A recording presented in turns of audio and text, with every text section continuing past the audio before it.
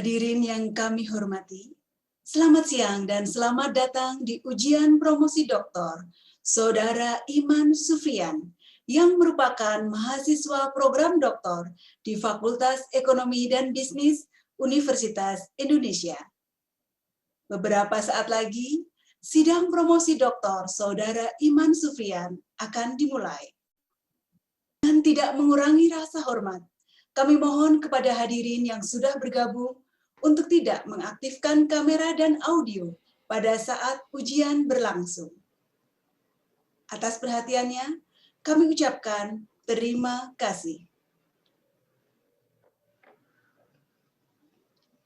Tim penguji promosi doktor Universitas Indonesia memasuki ruang sidang. Kami persilakan Bapak dan Ibu tim penguji sidang promosi doktor untuk dapat mengaktifkan kamera dan audionya.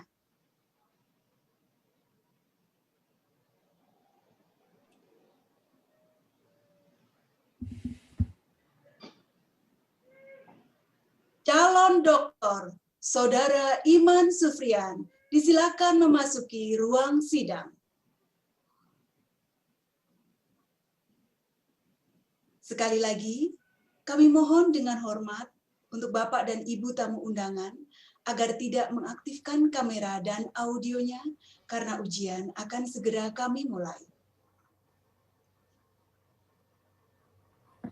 Ujian untuk memperoleh gelar Doktor Ilmu Ekonomi pada program Pasca Sarjana Ilmu Ekonomi Fakultas Ekonomi dan Bisnis Universitas Indonesia dimulai. Kami silakan Ketua Sidang, Bapak Profesor Nahrawi Jalal Nahrawi, PhD, untuk membuka sidang ini. Assalamualaikum warahmatullahi wabarakatuh. Selamat siang, salam sehat, dan salam sejahtera buat kita semua.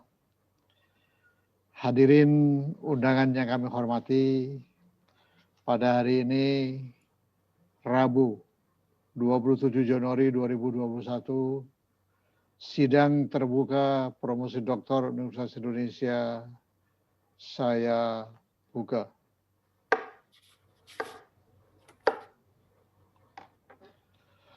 Calon doktor Saudara Iman Sufrian,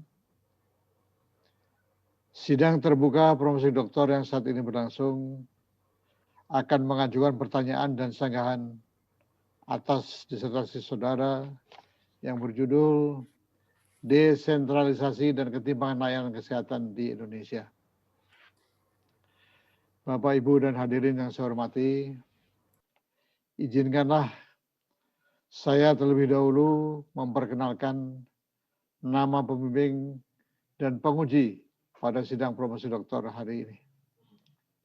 Selaku promotor, yaitu Bapak Profesor Robert Simanjuntak, PhD. Kemudian co-promotor pertama, Bapak Benediktus Raksakamahi, PhD. Kemudian co-promotor kedua, Ibu Riyatu Mariatul Kiptiyah, PhD. Kemudian tim penguji diketuai oleh Bapak Profesor Priyono Cipto Haryanto, PhD, yang akan menyusul. Anggotanya terdiri dari Bapak Faith Adrison, PhD. Kemudian Ibu Diah Widiawati, PhD.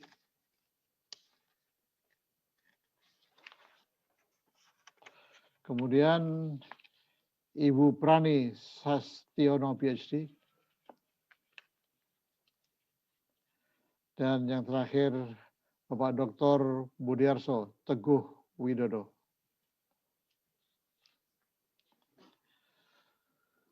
Selanjutnya, saya persilakan Bapak Profesor Robert Simanjuntak, PhD, selaku promotor untuk memulai acara ujian. Silakan, Prof. Terima kasih, Prof. Nahrawi. Calon doktor Saudara Iman Sufrian, saya persilakan untuk membacakan secara singkat ringkasan atau intisari dari disertasi saudara dalam waktu 15 menit. Yang terhormat promotor Bapak Profesor Robert Simanjuntak, PhD. Perkenankan saya membacakan ringkasan atau inti disertasi saya sebagai berikut. Judul disertasi saya adalah Desentralisasi dan Ketimpangan Layanan Kesehatan di Indonesia. Outline ringkasan disertasi saya terdiri dari 7 poin, yaitu tindak lanjut saran penguji, latar belakang penelitian, pertanyaan penelitian, kontribusi penelitian, literatur review, data, dan hasil penelitian. Tindak lanjut saran penguji. Saya sudah, di bagian awal saya sampaikan bahwa saya sudah mencoba melakukan tindak lanjut atas beberapa masukan dan saran dari tim penguji. Saran perubahan judul dari Bapak Profesor Priyono Cipto Herianto, PhD, sudah saya lakukan dengan merubah judul menjadi desentralisasi dan ketimpangan layanan kesehatan. Selanjutnya, saran untuk pengujian sampel selection oleh Ibu Diah Widiawati, PhD, sudah saya lakukan dengan uji sampel selection Heckman Probit yang diungkap secara rinci jumlah sampel susunas dan sampel penelitian. Hal ini disajikan pada disertasi poin 322. Selanjutnya, kritik dan masukan Ibu Diah Widiawati, PhD, dan Bapak Fit Adrison, PhD, mengenai konsistensi model teoritis dan model empiris juga sudah saya jelaskan merujuk pada studi Ponce Rodriguez et al. 2018 yang disajikan pada halaman 120. Selanjutnya, masukan disertasi perbaikan definisi pengukuran variasi dan penggunaan model estimasi fixed effect, robust standard error sudah saya lakukan dan disajikan pada tabel 4 dan poin 2. Dan terakhir, saran dan masukan perbaikan kesalahan tulisan dan definisi desentralisasi sudah dimasukkan, yang dari Bapak Dr. Budiarso Teguh Widodo sudah saya masukkan dalam draft disertasi poin 22. Latar belakang penelitian. Sejak 4 dekade terakhir telah banyak negara yang mencoba untuk menyerahkan kewenangan pemerintahan kepada pemerintah daerah yang dikenal dengan desentralisasi untuk memperbaiki kinerja penyediaan layanan publik. Namun hasil empiris menunjukkan hasil yang beragam. Untuk konteks Indonesia, Indonesia sudah mengalami beberapa fase kebijakan desentralisasi yang dimulai pada tahun 2001 melalui Undang-Undang 25 tahun 1999 yang menyerahkan kewenangan yang besar kepada pemerintah daerah di tingkat provinsi dan kabupaten kota untuk penyelenggaraan layanan publik. Selanjutnya pada tahun 2005 sampai tahun 2014, pemerintah beserta DPR memperluas desentralisasi dan menambah bentuk kebijakan desentralisasi dengan demokratisasi lokal melalui Undang-Undang 32 tahun 2004. Berdekatan dengan pemberlakuan Undang-Undang 32 tahun 2004, pemerintah beserta DPR juga mengesahkan Undang-Undang Nomor 40 tentang Sistem Jaminan Sosial Nasional. Dengan ini, pemerintah secara formal mengadopsi prinsip keadilan layanan kesehatan. Berdasarkan latar belakang tersebut, saya memformulasikan 2 pertanyaan penelitian. Pertanyaan pertama adalah, bagaimana dinamika ketimpangan layanan kesehatan di Indonesia selama kurun waktu tahun 1996 sampai 2014. Sedangkan pertanyaan yang kedua adalah, bagaimana efek desentralisasi terhadap ketimpangan layanan kesehatan. Kontribusi penelitian ini adalah sebagai berikut. Studi-studi yang mengevaluasi pencapaian dimensi kinerja pelayanan kesehatan di Indonesia masih terbatas. Studi-studi yang ada menekankan pada faktor sosioekonomi sebagai sumber ketimpangan layanan kesehatan dengan menggunakan concentration index sebagai ukuran ketimpangan layanan kesehatan.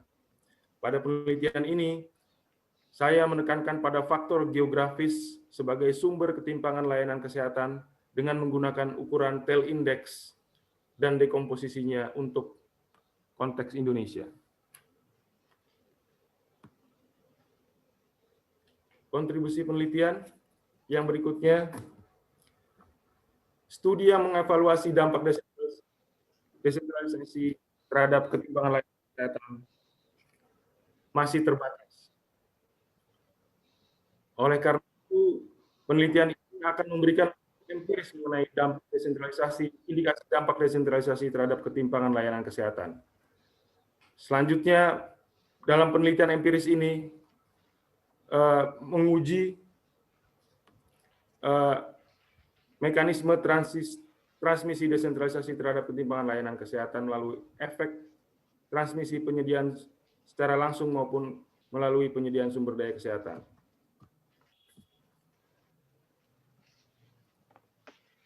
Desentralisasi dipandang sebagai suatu kebijakan yang akan mampu meningkatkan penyediaan bagi publik. Justifikasinya melalui yang banyak dirujuk adalah studi Oates tahun 1972, yaitu desentralisasi teori, bahwa adanya heterogenitas preferensi, maka desentralisasi akan meningkatkan kemampuan pemerintah untuk dapat menangkap preferensi konstituen lokal. Selanjutnya, Ponce Rodriguez tahun 2012 memperluas teorema desentralisasi karena dengan asumsi bahwa ada spillover effect, desentralisasi tetap akan lebih baik dalam penyediaan sumber daya kesehatan, penyediaan barang publik dengan asumsi adanya centralized party dan decentralized demokrasi. Keadilan layanan kesehatan menjadi tujuan penting dalam sistem kesehatan Indonesia. Keadilan layanan kesehatan adalah di mana ketika seorang individu mendapatkan layanan kesehatan sesuai kebutuhan medis dan individu dengan kebutuhan layanan kesehatan yang sama mendapatkan layanan yang sama. Penyimpangan dari prinsip keadilan disebut ketimpangan. Ukuran ketimpangan lazim digunakan untuk mengukur pencapaian keadilan atau penyimpangan sejauh mana penyimpangan prinsip keadilan dilanggar. Studi empiris yang mengaitkan antara keadilan layanan kesehatan dengan desentralisasi terbatas. Namun, menurut Alves Peralta Perelman 2013, desentralisasi tidak akan memperlebar ketimpangan layanan kesehatan jika dilengkapi dengan kebijakan redistributif di bidang kesehatan. Studi empiris yang ada merujuk pada studi Zhong di Kanada menyebutkan bahwa menyimpulkan bahwa desentralisasi administratif berkorelasi dengan penurunan ketimpangan. Data yang digunakan dalam penelitian ini adalah data Susenas dari berbagai tahun, mulai dari tahun 96, 98, 2000, 2002, 2005, 2008, 2011, dan 2014. Selanjutnya, data dari Podes tahun 96, 2000, 2003, 2006, 2008, 2011, dan 2014 juga digunakan. Selain itu, aplikasi PDRB Kabupaten untuk tahun yang sama juga digunakan dalam penelitian ini. Data lain adalah data pilkada yang bersumber dari KPU dan Kemendagri. Terkait dengan data, sampel penelitian ini hanya mencakup 16-20,4% dari sampel dari individu yang masuk dalam sampel Susenas, sehingga ada terjadi sampel selection karena hanya individu yang mengalami gangguan kesehatan yang dimasukkan sebagai sampel penelitian. Dalam penelitian studi perilaku pencarian layanan kesehatan medis kuratif, sampel selection sebenarnya lazim dilakukan, merujuk pada Akin et al., Dow, Hidayat et al., Maharani, dan Raharjo, Mubarak, Rajkumar, Popper, HR Waters. Namun, untuk memastikan bahwa tidak ada sampel selection bias dalam penelitian ini, maka dilakukan uji Heckman-Probit untuk data Susenas tahun 2014. Hasil Heckman-Probit menunjukkan bahwa koefisien rho tidak signifikan. Hal itu menunjukkan bahwa tidak ada korelasi antar error. Kesimpulannya, sampel selection tidak menghasilkan bias estimasi. Hasil penelitian untuk pertanyaan penelitian yang pertama. Hasil pertanyaan pertama menunjukkan bahwa ketimpangan layanan kesehatan secara umum sebagian besar dijelaskan oleh komponen dalam budaya. baik dalam provinsi maupun kabupaten di Indonesia. Periode desentralisasi administratif dikombinasikan dengan demokratisasi lokal serta kebijakan jaminan kesehatan sosial itu dikaitkan dengan penurunan ketimpangan total, ketimpangan dalam wilayah maupun ketimpangan antar wilayah. Hal itu terjadi pada periode 2005 sampai 2014. Hasil penelitian juga mengungkapkan bahwa krisis ekonomi di Indonesia pada tahun 1998 terkait dengan peningkatan ketimpangan layanan kesehatan, baik ketimpangan total, ketimpangan antar wilayah, maupun ketimpangan dalam wilayah. Hasil empiris dampak desentralisasi terhadap ketimpangan layanan kesehatan. Hasil penelitian menunjukkan bahwa desentralisasi berkontribusi terhadap penurunan ketimpangan layanan kesehatan. Hal itu terbukti dalam kasus Indonesia. Selanjutnya, kebijakan desentralisasi administratif yang ditambahkan dengan demokratisasi lokal serta adanya kebijakan jaminan kesehatan sosial secara bersama-sama memberikan efek penurunan ketimpangan layanan kesehatan, baik layanan kesehatan rawat jalan kuratif maupun layanan kesehatan rawat jalan kuratif. Efek penyediaan sumber daya kesehatan terhadap penurunan ketimpangan layanan kesehatan berbeda untuk setiap bauran kebijakan desentralisasi dan kebijakan jaminan sosial. Efek terbesar diberikan pada kondisi adanya bauran kebijakan desentralisasi administratif ditambah dengan demokratisasi lokal serta adanya kebijakan jaminan kesehatan sosial. Efek penyediaan sumber daya kesehatan meningkat seiring peningkatan sumber daya kesehatan. Selanjutnya, diketahui juga bahwa terdapat threshold bagi tingkat sumber daya kesehatan agar dapat memberikan efek terhadap penurunan ketimpangan layanan kesehatan.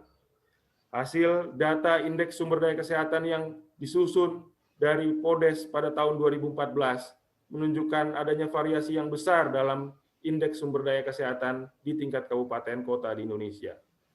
Skor terendah sumber daya kesehatan di Indonesia pada tahun 2014 adalah 9,16 serta sedangkan skor tertinggi adalah 74,67 dengan nilai rata-rata 34,49. Dengan demikian, masih ada daerah-daerah yang tingkat penyediaan sumber daya kesehatannya belum bisa berkontribusi terhadap penurunan ketimpangan layanan kesehatan di daerah. Demikian.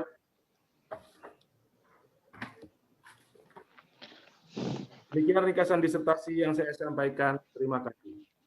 Terima kasih. Calon Doktor Saudara Iman Sufrian.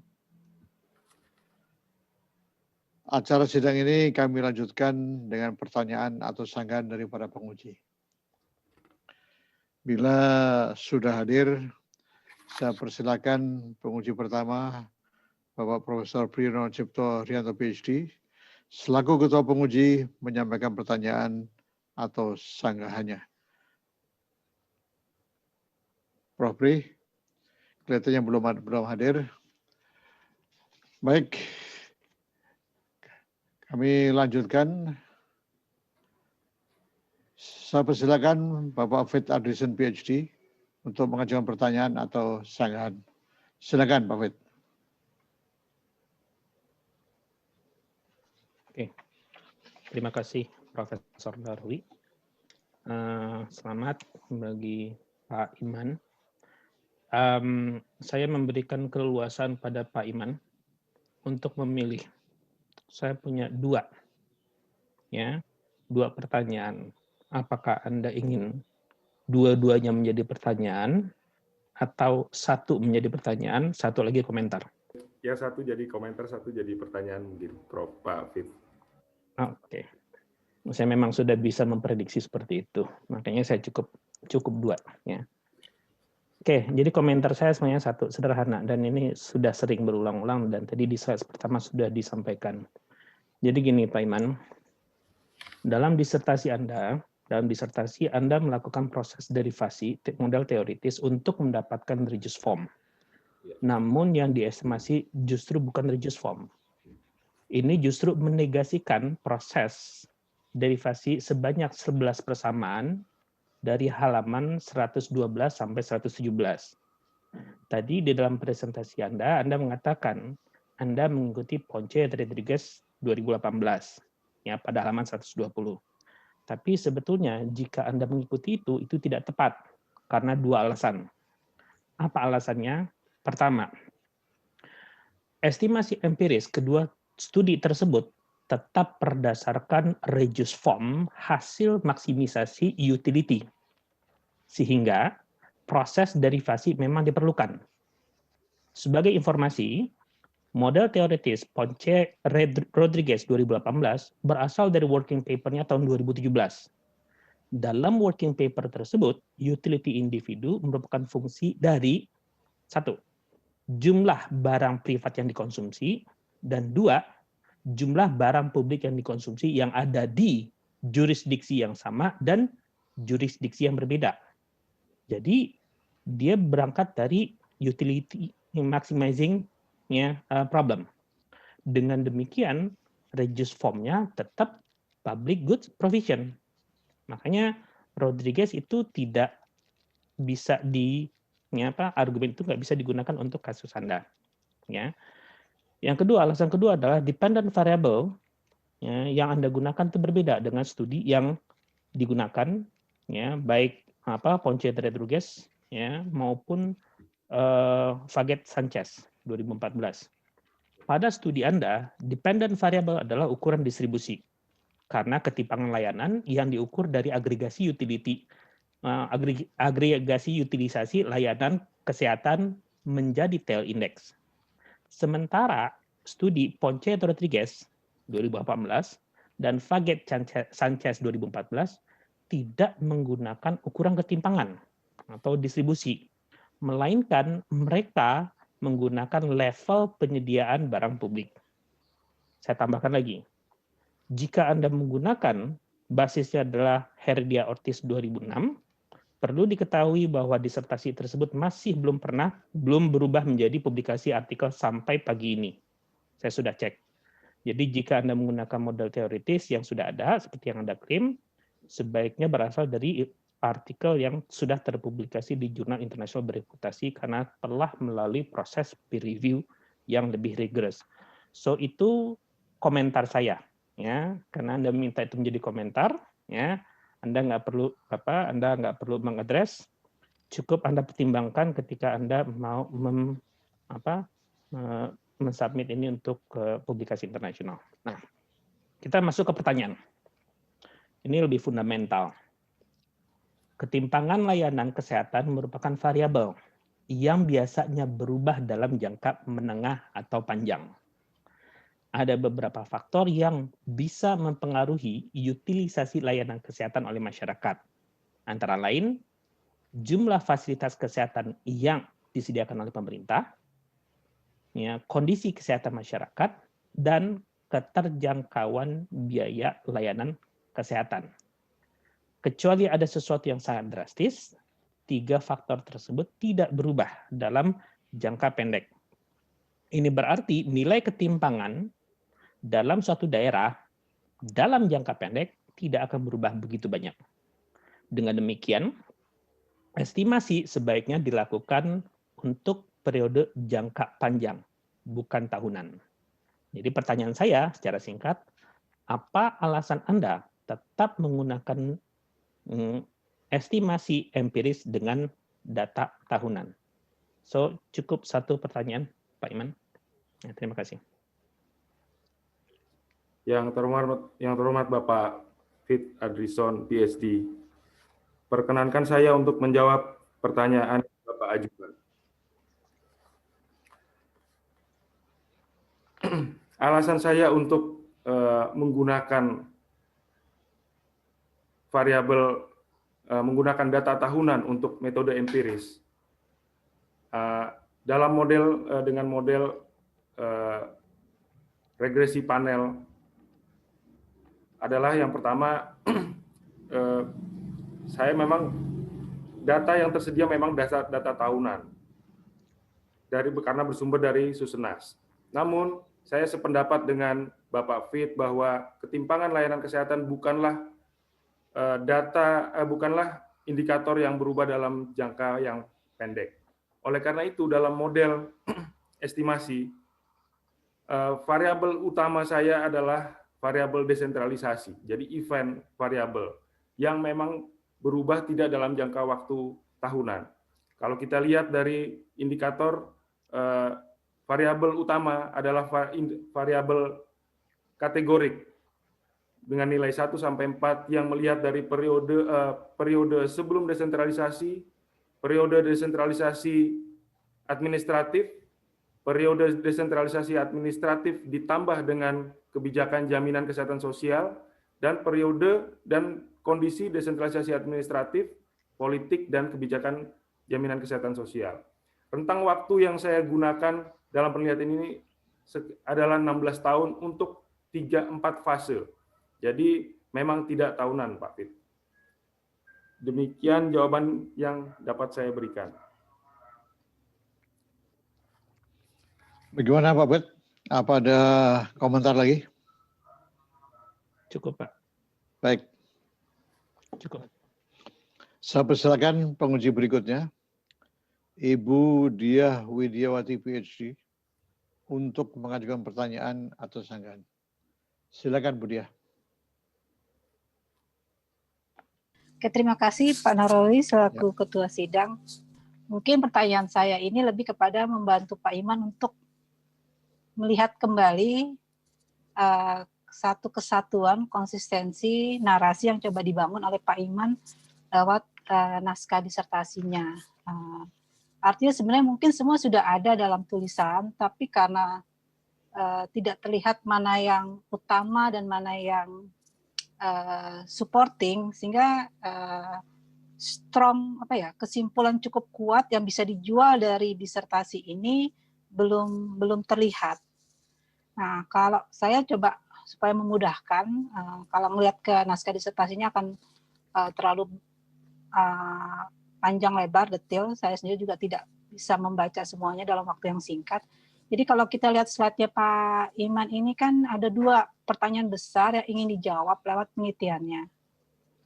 Pertanyaan pertama itu terkait dengan, ini ada kata-kata bagaimana dinamika ketimpangan layanan kesehatan di Indonesia selama kurun waktu 96-2014. Nah, kata-kata dinamika ini bayangan saya itu harus tercermin dalam paling tidak kesimpulan utama ya, dari penelitian ini, karena memang ketika dia menjadi suatu riset problem dalam disertasi ini, berarti kan ini yang memang akan menjadi akan dicari jawabannya dan akan menjadi kesimpulan utama.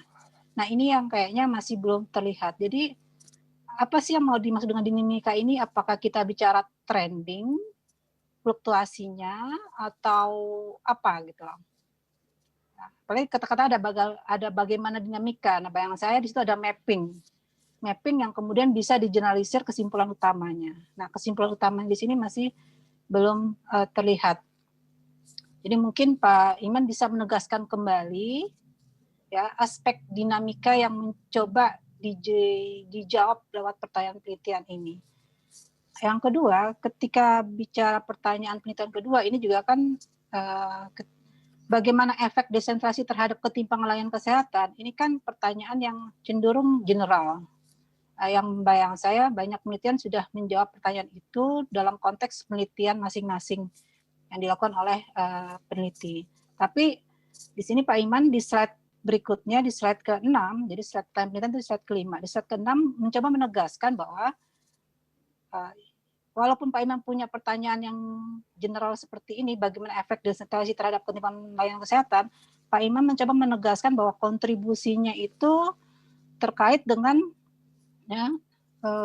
kalau saya lihat di slide ke-7 itu dinyatakan menguji secara empiris mekanisme transmisi desentralisasi terhadap ketimpangan layanan kesehatan melalui mekanisme transmisi penyediaan sumber daya kesehatan dan efek langsung.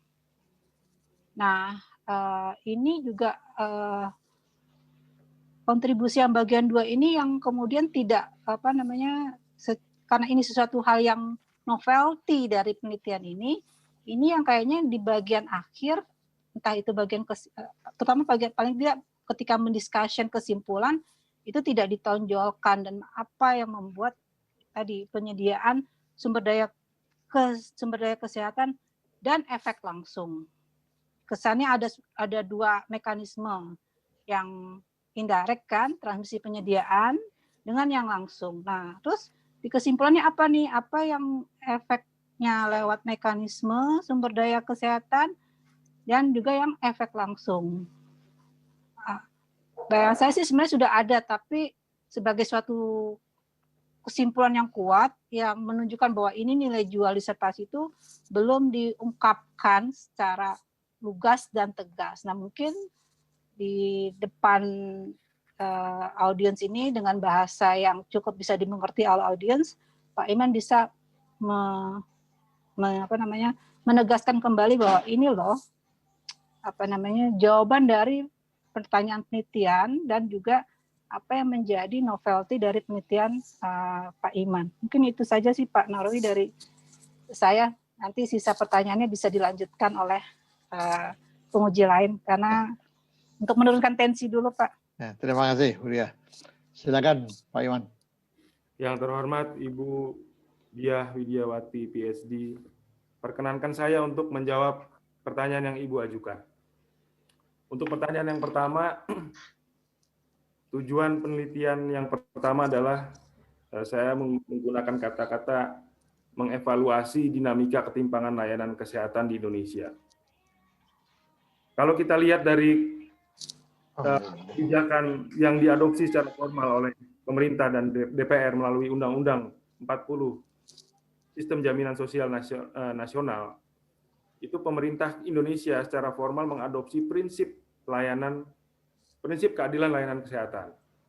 Dengan diadopsinya prinsip keadilan layanan kesehatan, maka perlu dilakukan monitoring dan evaluasi atas pencapaian prinsip keadilan layanan kesehatan tersebut.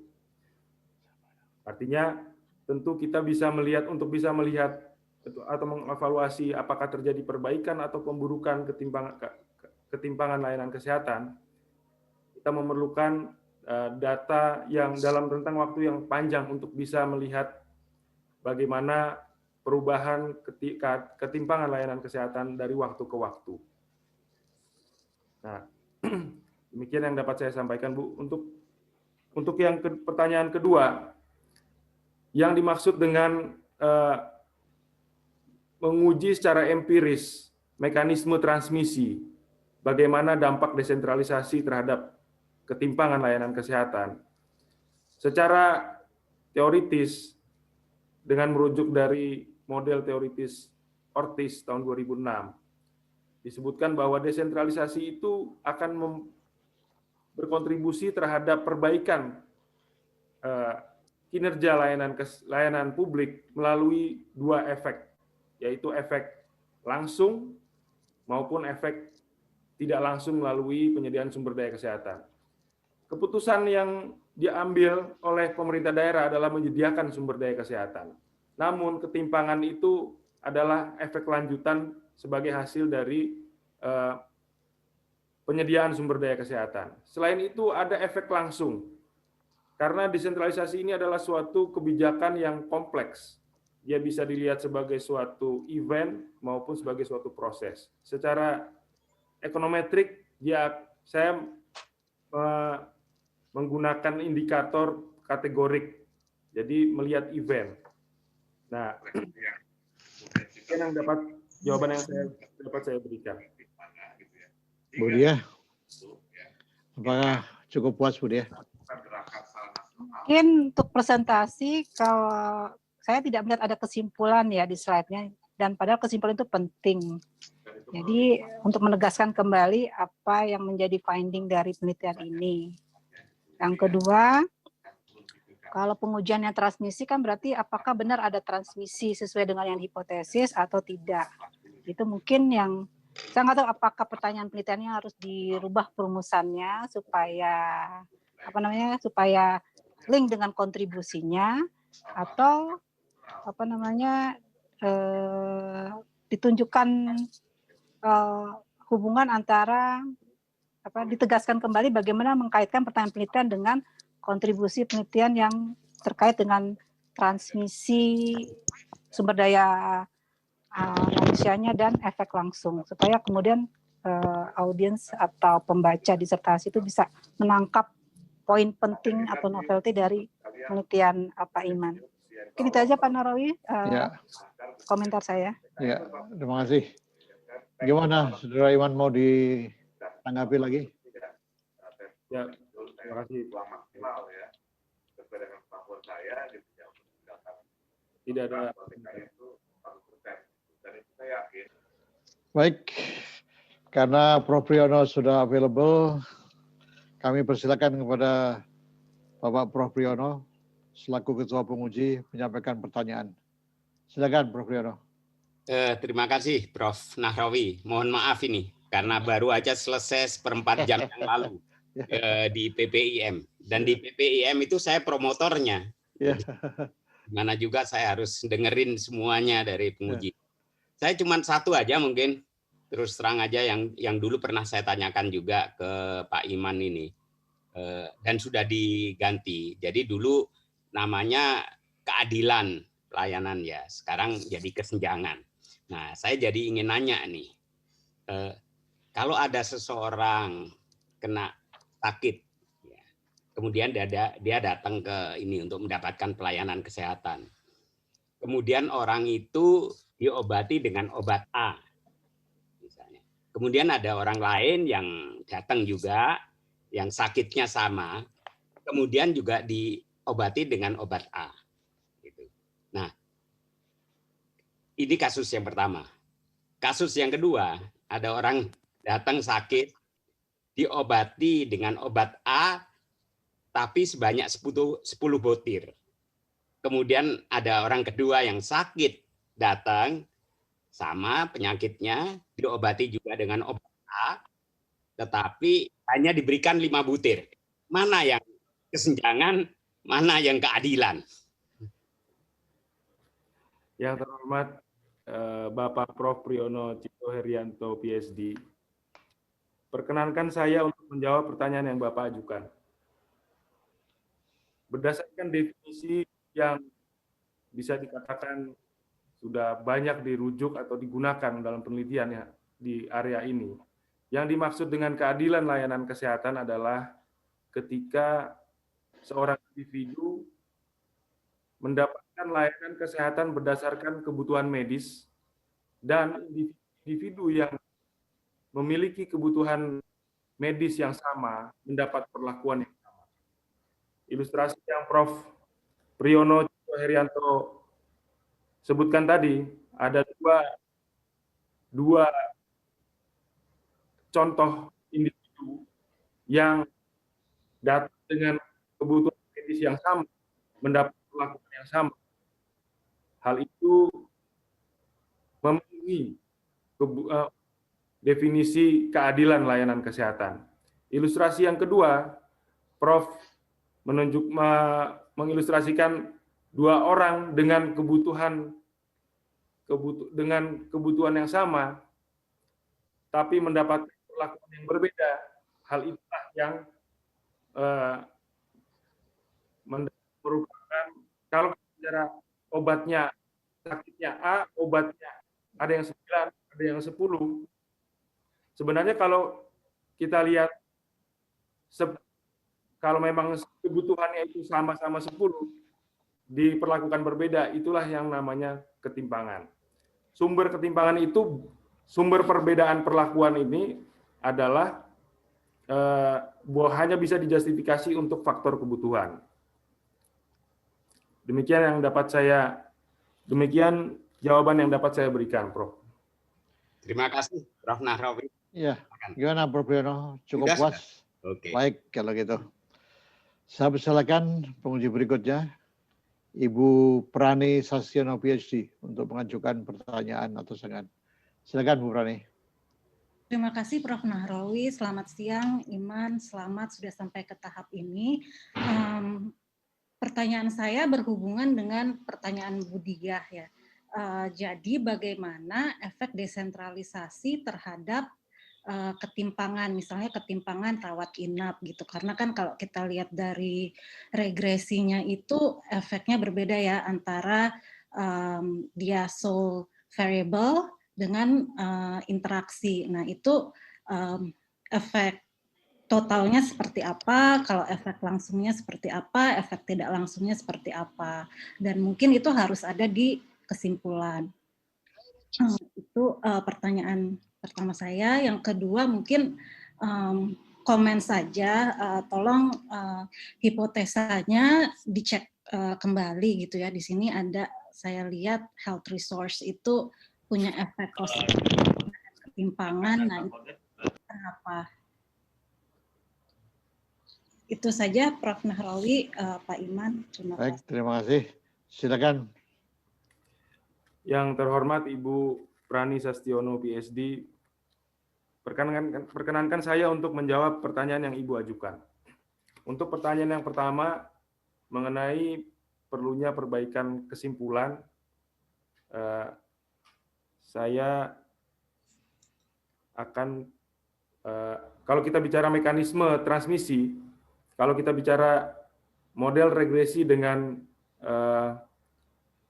variabel interaksi, sebenarnya kan yang menjadi variabel utama adalah koefisien dari variabel interaksinya. Kalaupun kita akan menginterpretasi main effect, sebenarnya itu tetap merupakan suatu conditional effect. Nah, saya dalam model regresi yang saya gunakan, itu yang saya lakukan, saya melakukan centering untuk variabel sumber daya kesehatan untuk bisa dapat menginterpretasi main effect. Namun memang saya akui mungkin kalau dari kesimpulannya itu efek langsung maupun tidak langsungnya perlu diperbaiki ya. Kemudian untuk pertanyaan yang berikutnya,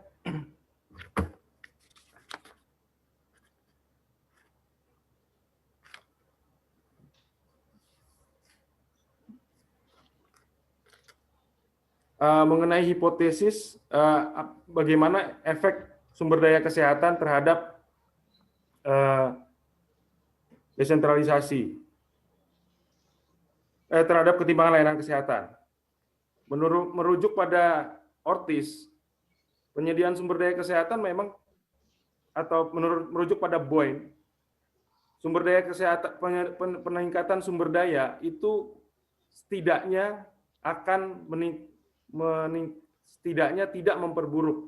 Jadi saya merujuk pada Boyne bahwa ketika kita menambah sumber daya itu bisa saja tidak memperbaiki kinerja, tapi sebenarnya tidak memperburuk kinerja. Oleh karena itu hipotesis yang saya sampaikan di situ 0 atau positif. Demikian jawaban yang dapat saya berikan. Baik. Bagaimana Bu Prani? Apakah sudah cukup puas dengan jawaban dari Prof. Venus? Oh, jadi maaf Prof. Ya, silakan. Lagi enggak. Jadi sumber daya kesehatan itu mengurangi atau meningkatkan ketimpangan, Pak Iman? Mengurangi ketimpangan, Ibu. Oke, jadi harusnya negatif atau positif ya? Negatif ya harusnya ya. Baik Bu, nanti saya harusnya negatif atau 0. Baik, tolong diperbaiki ya Pak Iman ya. Baik Bu Prani, terima kasih atas masukannya. Gimana, cukup Bu Prani? Atau ada lagi? Baik Prof. Baik, kalau gitu saya persilakan penguji berikutnya, Bapak Dr. Budiarso Teguh Widodo, untuk mengajukan pertanyaan atau senggan. Silakan. Baik, terima kasih. Selamat siang Bapak Profesor Nahrawi selaku Ketua Sidang. Pada Promo Pendus, pertama saya mengucapkan selamat, apresiasi sudah sampai pada tahap sidang promosi doktor pada siang hari ini. Selanjutnya ada beberapa hal yang perlu saya mintakan klarifikasi, ada 3 hal. Pertama, di dalam kaitan dengan pandemi COVID. ini kan masalah kesehatan ya, jadi mestinya sekarang yang hangat ini adalah isu COVID-19 yang saat ini terjadi. Nah, pertanyaan saya adalah pelajaran apa yang bisa dipetik dari hasil penelitian ini, terutama dalam aspek penanganan pandemi COVID, dikaitkan dengan tadi ketimpangan layanan kesehatan dan desentralisasi. Nah, pertanyaan kedua adalah salah satu temuan saudara di dalam penelitian ini adalah kebijakan desentralisasi administratif akan efektif apabila dikombinasikan dengan kebijakan sektoral dan kebijakan desentralisasi lainnya. Nah, ini pertanyaannya. Tentu saudara ingat bahwa pelaksanaan desentralisasi administratif itu dilakukan melalui penyerahan urusan pemerintahan dari pusat kepada pemerintah daerah. Nah, penyerahan urusan pemerintahan dalam hal layanan publik ini tidak akan jalan kalau tanpa dukungan pendanaan. Karena itu maka sesuai dengan prinsip money follows function, setiap penyerahan kewenangan wajib diikuti dengan pemberian sumber-sumber pendanaan, baik dalam bentuk pajak, retribusi daerah, dana transfer, maupun aspek pembiayaan yang lain.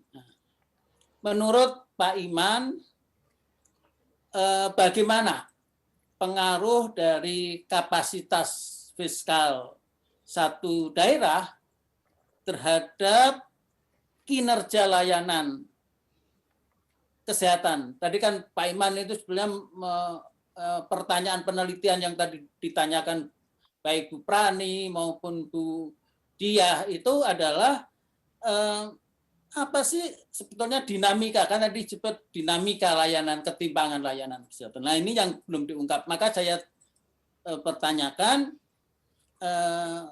bagaimana pengaruh dampak dari kapasitas fiskal suatu daerah terhadap kinerja layanan kesehatan.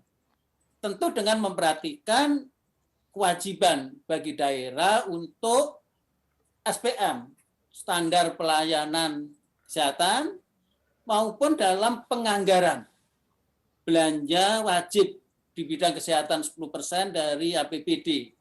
Dengan demikian, dengan pemenuhan tadi, dengan penyerahan sumber-sumber pendanaan itu diharapkan gap layanan kesehatan itu menurun.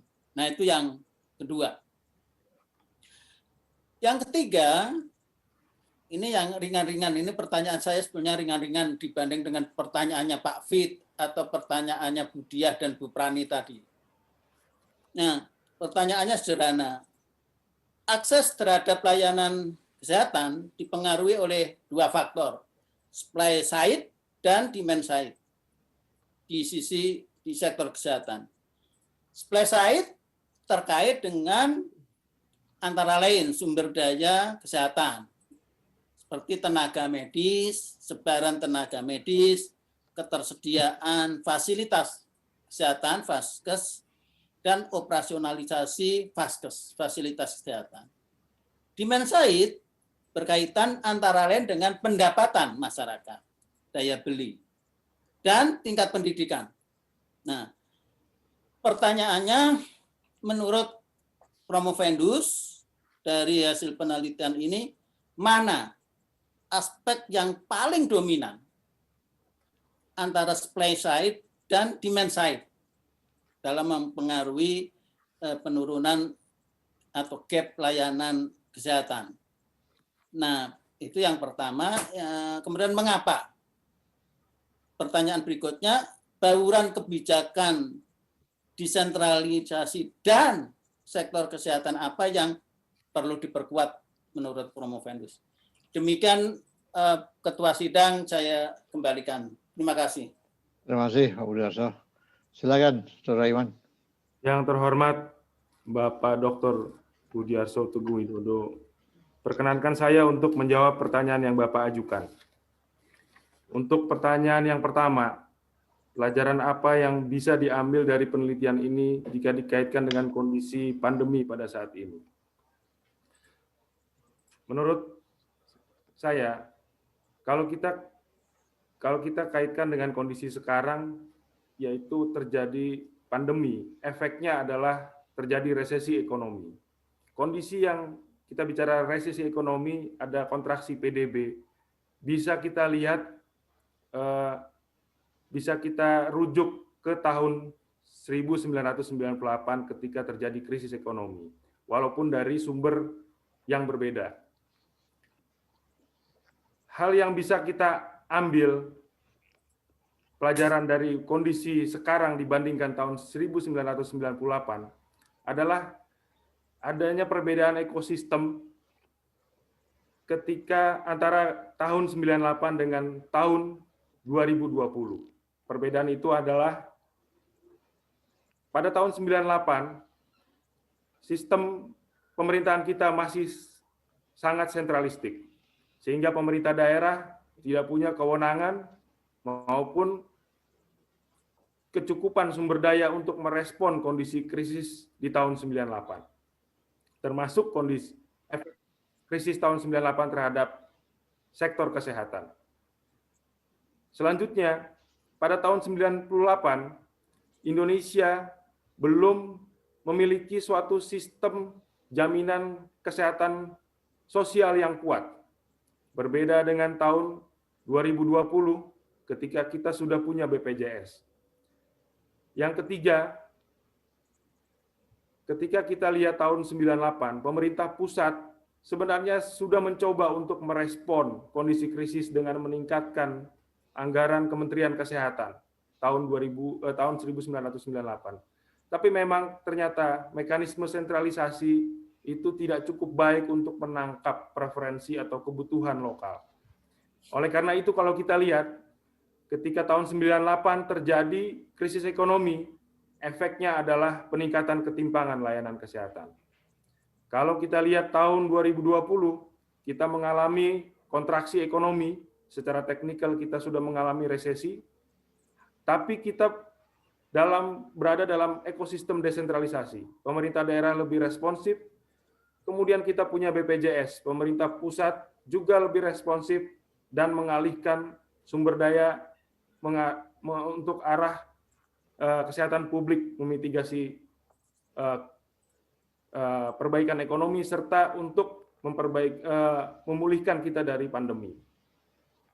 Sedangkan jadi saya melihat walaupun kita berada dalam kondisi yang secara teknis resesi, mudah-mudahan efeknya tidak terlalu buruk terhadap ketimpangan layanan kesehatan. Kemudian pertanyaan kedua dari Bapak Dr. Budiarso Teguh Widodo adalah bagaimana efek kapasitas fiskal terhadap penyediaan sumber daya kesehatan. Kalau kita lihat dari dimensi kebijakan desentralisasi, terdapat 3 dimensi, yaitu desentralisasi administratif, desentralisasi politik, dan fiskal. Pemerintah pusat sebenarnya sudah berusaha melakukan mengikuti penyerahan kewenangan dengan meningkatkan dana transfer. Hal ini terlihat bahwa secara rata-rata peningkatan sumber daya kesehatan kita itu tetap meningkat walaupun ada variasi kapasitas fiskal. Kemudian pertanyaan yang ketiga, kalau kita lihat dari mana yang lebih dominan, efek supply side atau demand side terhadap penurunan ketimpangan layanan kesehatan. Berdasarkan hasil penelitian saya, ternyata kalau kita lihat efek langsung dari peningkatan pendapatan PDRB per kapita, real per kapita, itu terhadap penurunan ketimpangan layanan kesehatan rawat jalan adalah 13,2%. Sedangkan untuk rawat inap efeknya adalah 6,47% setiap peningkatan 1.000 rupiah real per kapita. Nah, oleh karena itu, kalau kita bandingkan dengan efek supply side ini kalau kita lihat nilai koefisiennya relatif kecil. Untuk indeks sumber daya kesehatan senilai 1 pada kondisi desentralisasi administratif, politik, dan adanya jaminan kesehatan sosial hanya memberikan efek 1,07% untuk penurunan ketimpangan layanan kesehatan dan 1,95. Namun semakin besar penyediaan sumber daya kesehatan, efeknya itu bisa melebihi dari efek demand side.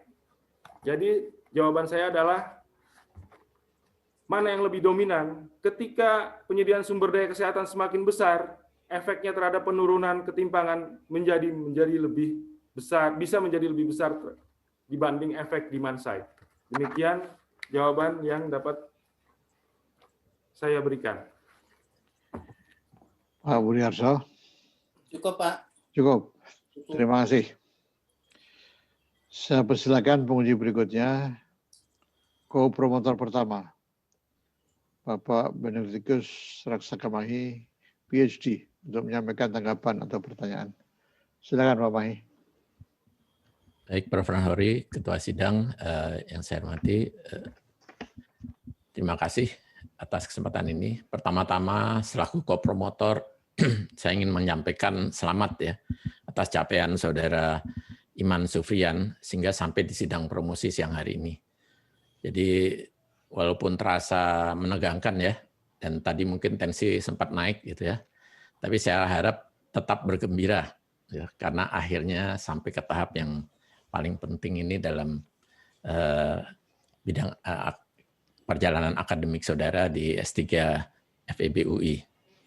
Saya ingin hanya sekedar menambahkan beberapa hal yang mungkin bisa memperjelas dari kajian empiris saudara. Kalau terkait dengan hasil penelitian saudara tadi, selain kebijakan desentralisasi administrasi, maka tampak jelas adanya peran yang cukup dominan dari kebijakan jaminan kesehatan sosial dan juga peran dari desentralisasi politik yang secara bersama-sama mengurangi ketimpangan layanan kesehatan ya, di Indonesia. Tadi pertanyaan sudah disampaikan juga oleh Bapak Budiarso tentang terkait dengan masalah jaminan kesehatan. Nah, saya ingin Anda sedikit memperjelas kira-kira bagaimana peran desentralisasi politik ini dalam memperkuat penurunan ketimpangan pelayanan kesehatan. Dalam hasil empiris itu terlihat cukup signifikan dalam menurunkan ketimpangan pelayanan kesehatan. Kemudian pertanyaan yang kedua, di dalam kajian empiris biasanya kita untuk mengisolasi dampak dari sebuah kebijakan, kita memiliki beberapa variabel kontrol. Nah, mungkin bisa Anda perjelas kenapa hanya ada satu variabel kontrol yang Anda pergunakan dalam disertasi ini. Sekian.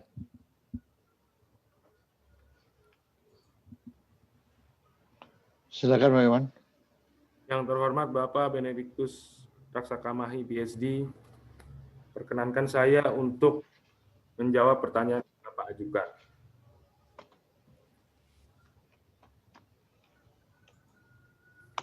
Pertanyaan pertama, bagaimana peran desentralisasi politik terhadap penurunan ketimpangan layanan kesehatan?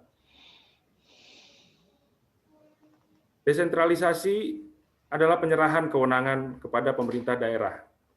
Namun, penguatan desentralisasi itu terjadi melalui adanya akuntabilitas kepada konstituen lokal. Ketika pemerintah daerah, baik ketika eksekutif pemerintah daerah dipilih langsung oleh konstituen, maka tentu dia akan berusaha memenuhi preferensi konstituen dalam alokasi penyediaan sumber daya kesehatan. Jadi kalau kita lihat bagaimana efek desentralisasi politik, maka dengan desentralisasi politik, penyelenggara negara di tingkat daerah akan lebih sensitif terhadap kebutuhan sumber daya kesehatan dalam hal ini. Misalnya, pemerintah daerah akan lebih responsif menyediakan tambahan puskesmas, rumah sakit, meningkatkan, memperbaiki jalan akses untuk ke vaskes layanan publik. Kemudian juga menambah tenaga kesehatan yang bisa memenuhi kebutuhan layanan kesehatan masyarakat di wilayah yurisdiksinya. Kemudian pertanyaan kedua, kenapa hanya ada satu variabel kontrol dalam model empiris?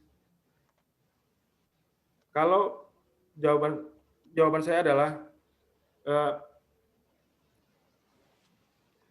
variabel kontrol yang digunakan dalam model regresi adalah PDRB, real per kapita. Sebenarnya PDRB real per kapita ini bisa menangkap bisa menjelaskan banyak hal.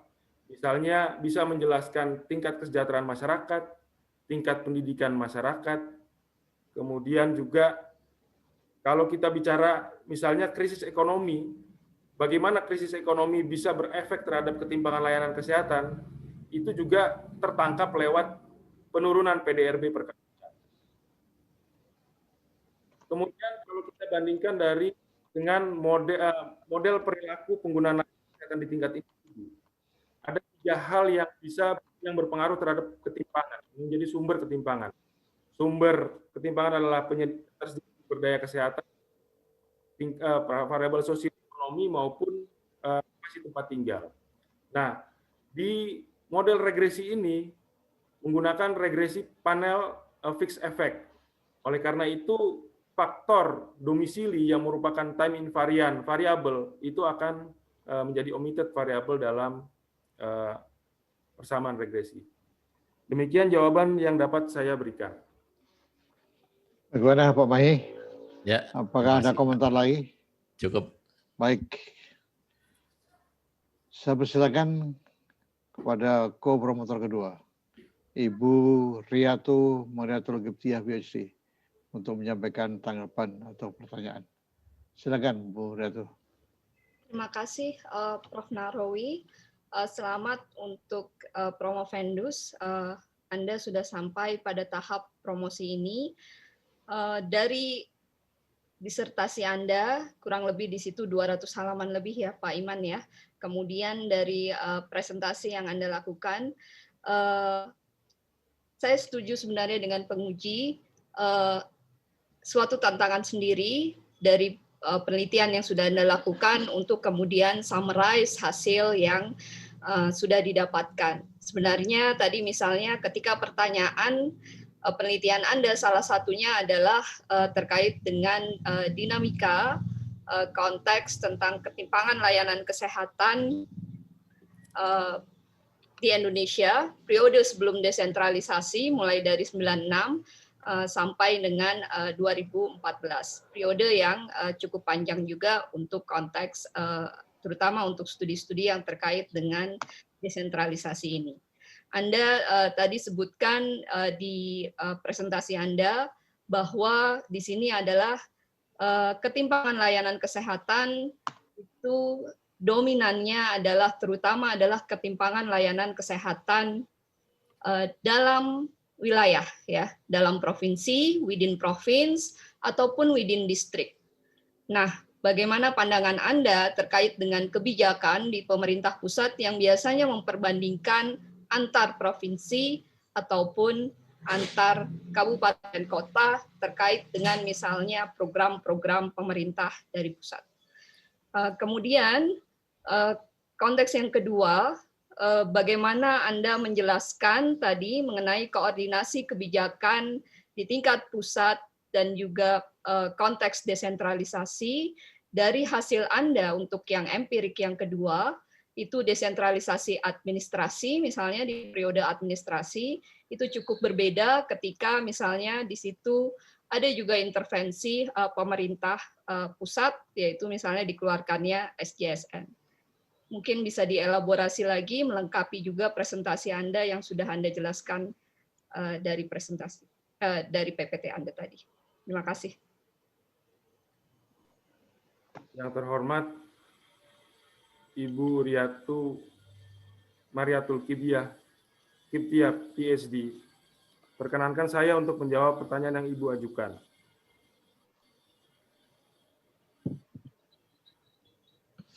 Terkait dengan pertanyaan pertama, hasil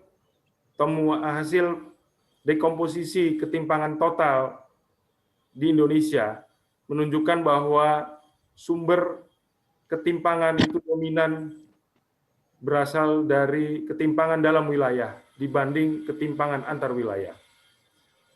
Sementara banyak kebijakan-kebijakan pemerintah merujuk pada kondisi-kondisi yang menyebutkan adanya ketimpangan antar wilayah.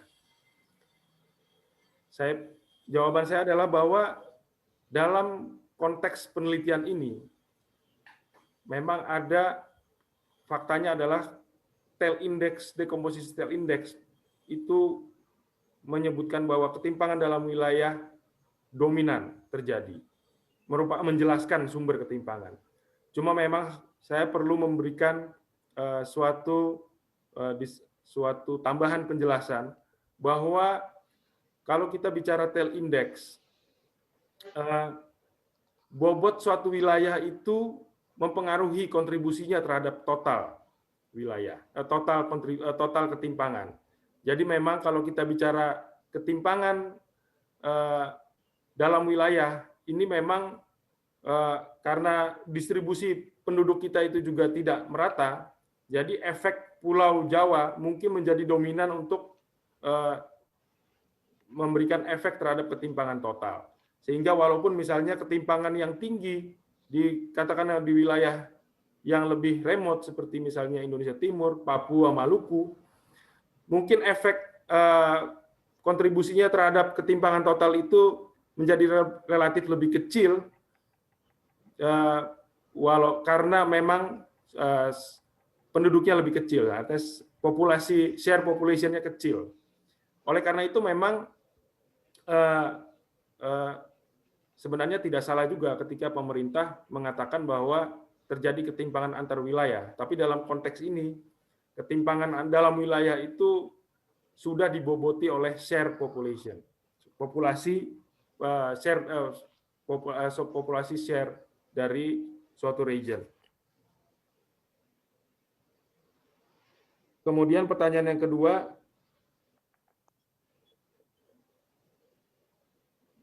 bagaimana perbandingan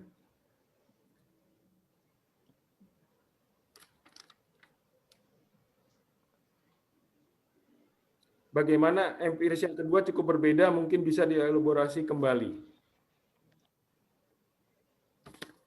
Jawaban saya adalah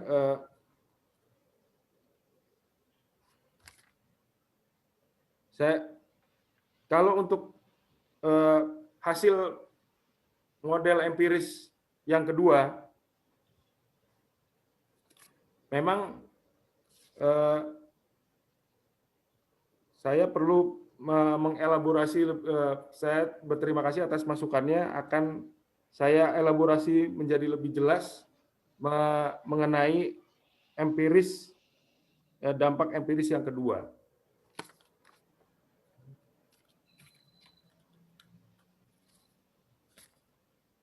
Demikian jawaban yang dapat saya berikan. Bagaimana Bu Riatu? Mungkin kalau untuk yang tadi yang kedua Pak Iman ya, lebih pada bahwa dampak desentralisasi, terutama desentralisasi administrasi, ternyata kan juga sensitif terhadap kebijakan lainnya ya. Dalam hal ini kan ketika kemudian ada intervensi, yaitu implementasi Undang-Undang SDGSN, posisi dampak dari desentralisasi administrasi periode setelah 2005 ternyata cukup baik ya. Sebelumnya tidak berdampak dan bahkan terlihat dampaknya positif terhadap ketimpangan layanan kesehatan. Oke, seperti itu mungkin Prof. Nahrawi. terima kasih Bu Ratu. Maksudnya ini adalah keragaman sih, lebih keragaman hasil yang memang didapatkan dari empirik itu yang perlu dimunculkan. Ya. Kemudian Saudara Iman ada komentar lagi? Tidak ada, Prof. Baik, kalau begitu. Waktu habis, ujian telah selesai. Ujian telah berakhir. Izinkanlah kami mengadakan sidang tertutup untuk melakukan penilaian dan sidang kami skors untuk beberapa saat. Tim penguji promosi Doktor UI meninggalkan ruang sidang menuju ruang sidang tertutup secara online. Hadirin yang kami hormati, kami mohon menunggu beberapa saat untuk mengikuti sidang selanjutnya dan mohon tidak meninggalkan ruang sidang promosi doktor ini karena tim penguji promosi doktor akan kembali pada ruang sidang online.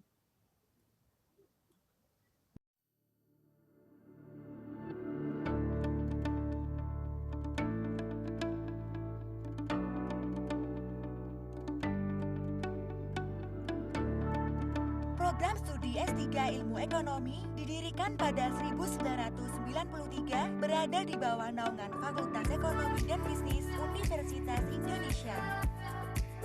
Program studi S3 Ilmu Ekonomi memiliki visi menjadi pusat pembelajaran ilmu ekonomi jenjang doktoral yang bereputasi baik di tingkat nasional dan di Asia, sehingga berkontribusi terhadap pembangunan Indonesia dan masyarakat global.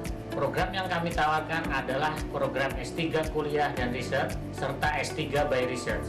Tujuannya adalah program S3 Ilmu Ekonomi dapat berkontribusi dalam menghasilkan penelitian ilmiah bidang ekonomi yang berkualitas dengan landasan kerangka teoritis dan metode empiris yang tepat dan terkini dengan mempertimbangkan aspek inter, multi, dan transdisiplin.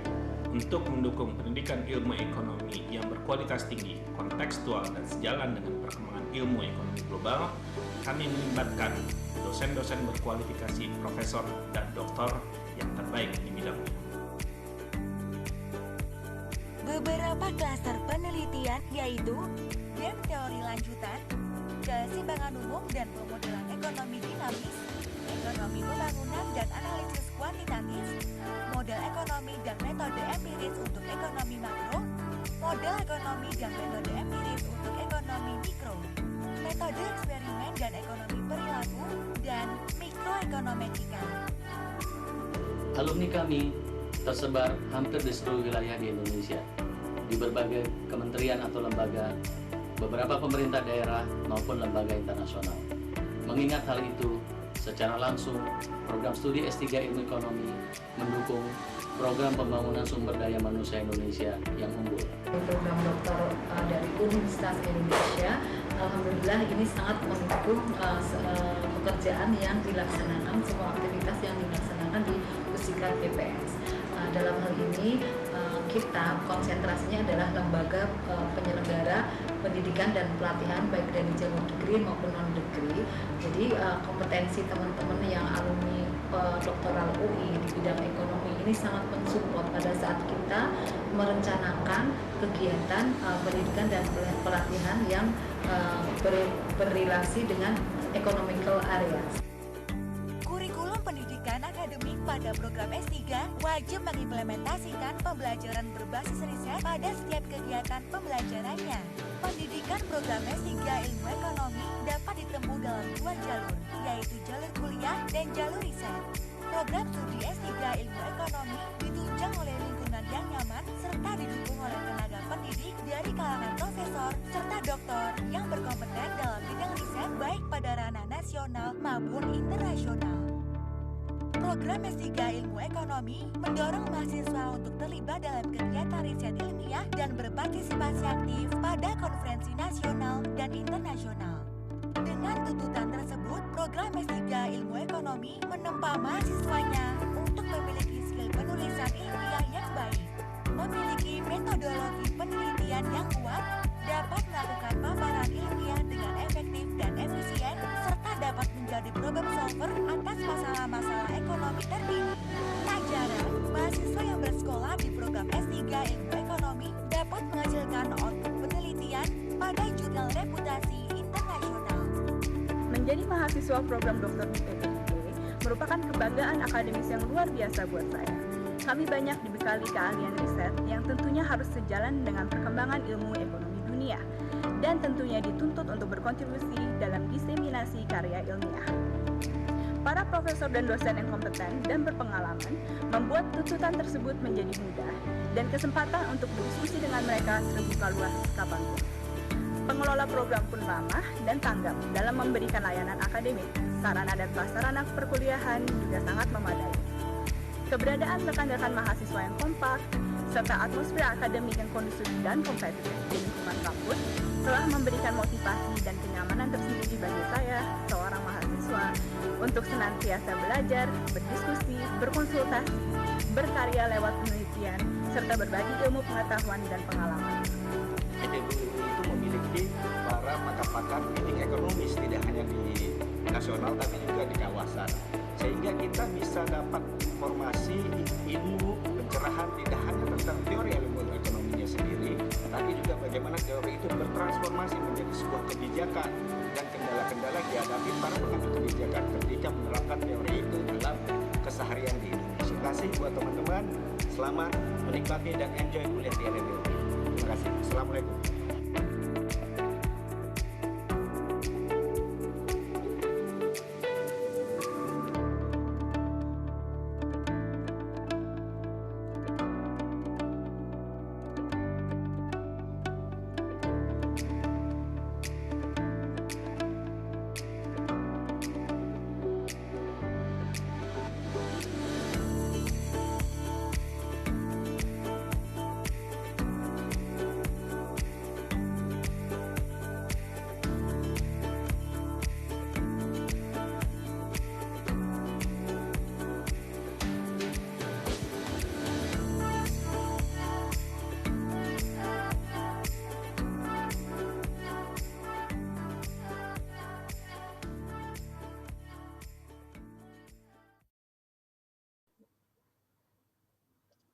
Hadirin yang kami hormati, tim penguji promosi doktor Universitas Indonesia memasuki ruang sidang. Calon doktor Saudara Iman Sufrian dipersilakan masuk ke ruang sidang dan harap mengaktifkan kamera serta audio.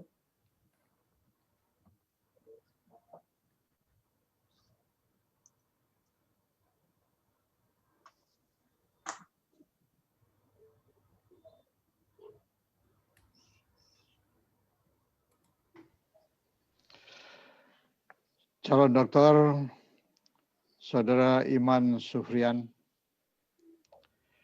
kami telah mempelajari disertasi yang saudara ajukan. Kami juga telah memperhatikan pembelaan saudara atas pertanyaan dan sanggahan dari pihak kami. Promotor yang diketuai oleh Profesor Robert Simanjuntak PhD telah menyampaikan keterangan mengenai pengembangan keahlian saudara. Dalam program studi telah pula melaporkan hasil ujian proposal riset, ujian hasil riset, dan publikasi artikel ilmiah saudara. Berdasarkan semua itu, tim penguji memutuskan untuk mengangkat saudara Iman Sufrian menjadi doktor dalam program studi ilmu ekonomi dengan yudisium memuaskan.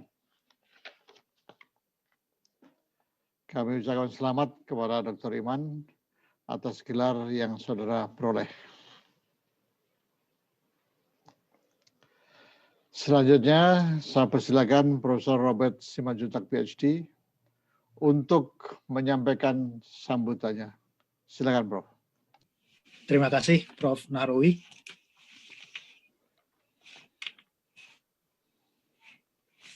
Ibu, Bapak, dan hadirin seluruh tamu undangan yang terhormat, selamat siang menjelang sore dan salam sehat untuk semuanya.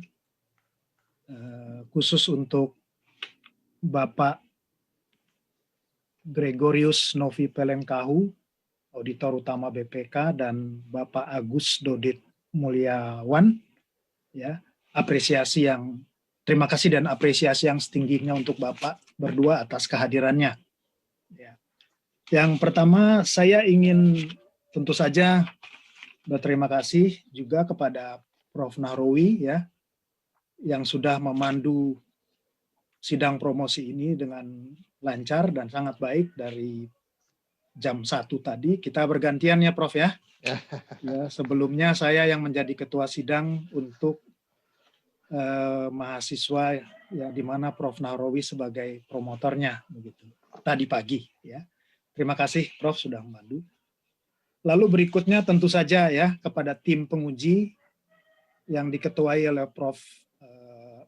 Priyono Cipto Herianto, ya, yang sudah banyak sekali ya dari sejak awal ya memberi masukan, memberi saran dan berkontribusi ya, mempertajam ya, memberi pertanyaan-pertanyaan yang membuat disertasi ini tentu saja tanpa pertanyaan-pertanyaan tersebut dan saran-saran tersebut ya tidak akan menjadi seperti sekarang ya. Pak Fit Adrison, Ibu Diah, ya, Ibu Prani, dan Pak Budiarso. Ya, terima kasih kepada Ibu dan Bapak-Bapak sekalian. Ya. Dan juga tentu saja saya harus berterima kasih kepada kopromotor, ya, Bapak Raksakamahi PSD dan Ibu Riatu, ya, yang sesungguhnya mereka berdua inilah yang berjasa besar, ya, yang mengalokasikan waktunya, yang membaca secara detail ya. Kalau saya biasanya sering terima jadi aja begitu. Nah, ini apresiasi yang setingginya dan terima kasih yang setingginya dari Saudara Dr. Iman Sufrian ini harus diberikan kepada Pak Raksakamahi dan Ibu Riatu ya. Khususnya Ibu Riatu itu sangat sabar ya. Karena ada periode di mana Saudara Dr. Iman ini menghilang begitu ya. Karena ini kan panjang sekali. Saudara Iman ini sangat maksimal menggunakan waktu ya. Jadi waktu yang tersedia tidak mau disia-siakan, ya, digunakan sepenuhnya. Kalau mahasiswa yang lain itu tidak mau menggunakan secara maksimal. Saya tidak bilang optimal ya, tetapi maksimal begitu ya. Jadi Ibu Riatu inilah yang sangat secara sabar selalu mengontak, selalu memberi masukan dan saran dan menghubungi ya supaya bisa kembali lagi Saudara Dr. Iman Sufrian ini. Dan apresiasi juga sangat setingginya kepada Ibu Riatu ya yang sudah menggantikan posisi almarhum Dr. Andi Fahmi Lubis yang tadinya bertindak selaku kopromotor 2 ya. Jadi di tengah jalan beberapa waktu yang lalu beliau sudah meninggalkan kita semua sehingga posisinya digantikan oleh Ibu Riatu ya. Jadi sekali lagi harus digarisbawahi mereka inilah yang lebih berperan di dalam membimbing penulisan disertasi Saudara Dr. Iman Sufrian. Nah, lalu saya ingin juga secara ringkas saja karena dari ujian tadi dari pertanyaan awal sampai akhir ya saya merasa kok pasti para hadirin ini kepalanya pening barangkali ya karena lebih banyak istilah-istilah teknis dan pertanyaannya sulit, dijawabnya juga dengan bahasa-bahasa yang sulit begitu. Ya saya coba sedikit kasih gambaran mudah-mudahan lebih jelas mengenai apa yang dituliskan oleh Saudara Dr. Iman Sufrian ini. Dan ini juga menjadi catatan buat Bung Iman Sufrian ya.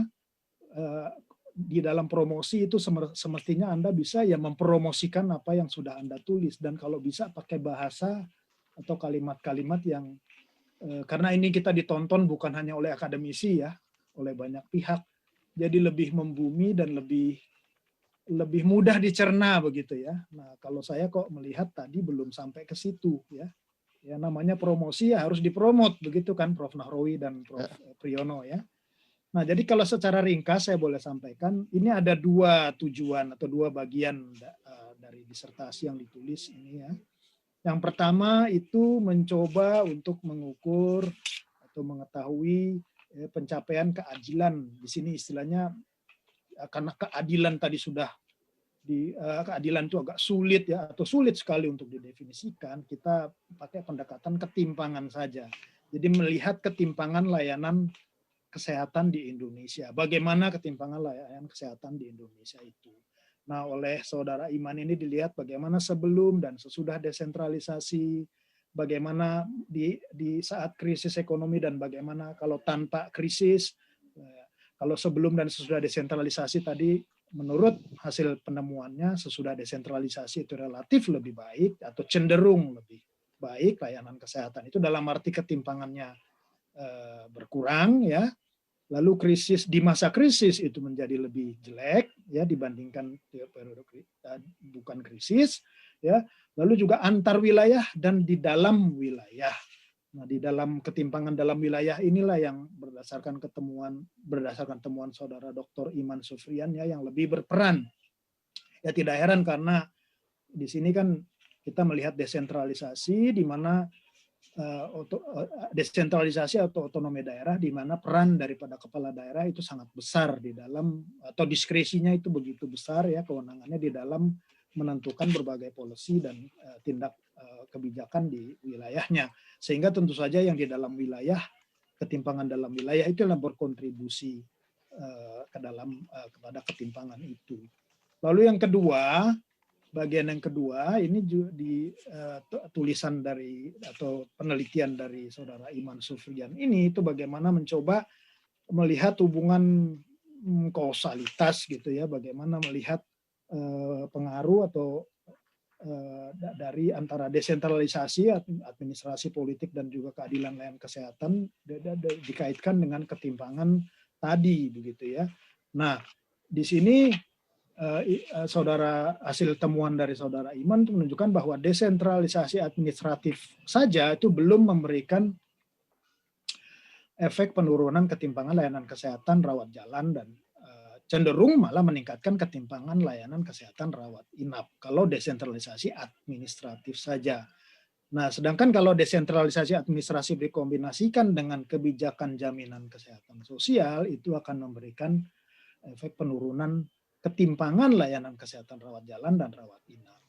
Lalu yang berikutnya adalah kalau kombinasi kebijakan desentralisasi administratif, demokratisasi, artinya desentralisasi politik, dan di tingkat pemerintah kabupaten kota dan kebijakan jaminan kesehatan sosial, itu akan memberikan efek penurunan ketimpangan layanan kesehatan terbesar dibanding kondisi lainnya. Nah, ini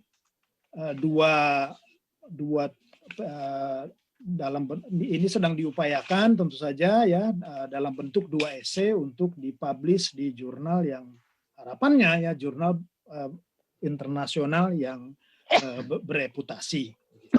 Ya. Nah, lalu saya ingin cerita sedikit saja ya mengenai Saudara Iman Sufrian ini. Ya.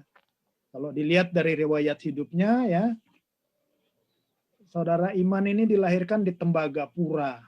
Ya, di Papua ya, itu Freeport ya, mungkin orang tuanya kerja di Freeport ya. 5 Maret 1975. Lalu sampai SMP di sana di Tembagapura dan SMA sudah pindah ke Jakarta ya, jadi orang Jakarta ya namanya. SMA Negeri 68. Tahun 90 masuk D3 STAN. Ya. Lalu tahun 97 mengikuti program ekstensi Fakultas Ekonomi Universitas Indonesia lulus tahun 2000. Tahun 99 mengikuti D4 STAN, lulus 2001 ya. Jadi double ya. Ini D4 nih kan kurang lebih sama dengan S1 kalau tidak salah nih. Ya, lalu tahun 2003 Saudara Iman Sufrian ini mengikuti pendidikan S2 di Leeds University Business School, jurusan International Finance. Ya. Lalu kembali sesudah dari sana kembali ke aktif di BPK ya, di Badan Pemeriksa Keuangan.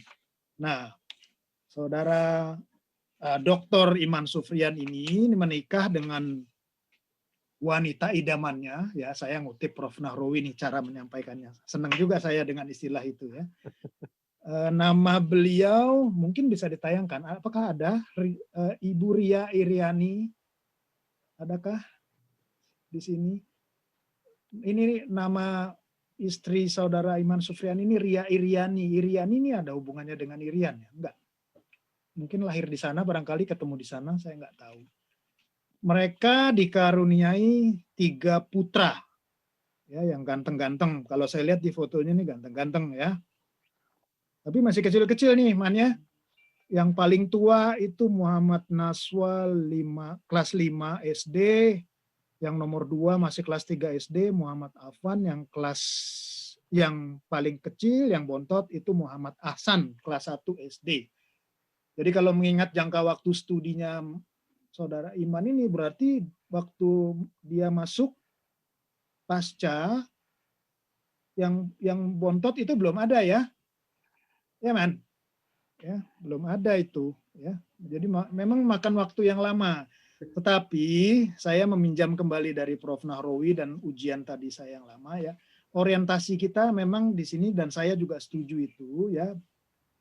Output itu penting, tetapi yang lebih penting lagi itu proses ya, Prof. Nahrawi dan Prof. Priyono ya. Jadi Saudara Iman ini sudah melewati proses naik turun ya, fluktuasi, jadi kayak bisnis cycle gitu, kayak siklus dunia usaha ya, kayak roller coaster malah ya. Untuk waktu yang sekian lama, saya tidak usah sebut sekian lamanya ya, sangat lama sampai maksimal tadi ya. Tapi saya yakin proses ini membentuk Iman menjadi manusia yang lebih tough, lebih matang ya, dan akan membentuk menjadi manusia, menjadi lebih, tentu saja lebih bertanggung jawab ya. Nah, ini pesan terakhir saya adalah ya, Anda sudah menjadi doktor ya, doktor keberapa itu nanti Prof. Nahrawi yang sampaikan ya. Tapi tentu saja yang namanya studi itu tidak pernah berhenti ya, dan juga Anda punya tanggung jawab yang lebih besar, artinya ya, tanggung jawab kepada alma mater, tanggung jawab kepada keluarga, kepada tempat kerja, dan tentu saja kepada masyarakat secara umum. Dan kalau bisa, tentu saja Anda harus mengupayakan untuk berkontribusi ya, berkontribusi minimal di tempat Anda kerja. Di sini ada bos-bos Anda kan, yang tadi saya sebutkan namanya masing-masing ya, itu bagian SDM gitu. Nah, kalau tadi bimbingan Prof. Nahrawi itu matang, Prof. Nahrawi ya. Kalau Bung Iman ini juga kan lewat dari masa beasiswa ya. Lewat, Prof. Semakin mantap dia berarti ya. Mantapnya itu karena prosesnya yang panjang ya, dia menjadi lebih matang, dan mungkin juga dalam artian yang lain itu tadi, saya tidak usah kasih tahu kepanjangannya apa begitu ya. Jadi selamat sekali lagi ya, Saudara Bung Iman ya. Terima kasih sekali lagi kepada semua penguji dan tim pembimbing ya. Saya sangat mengapresiasi sekali kerja kerasnya dan kesabarannya ya, Bu Diah dan Pak Fit ini terutama yang sangat galak ini ya. Ya, terima kasih sekali ya.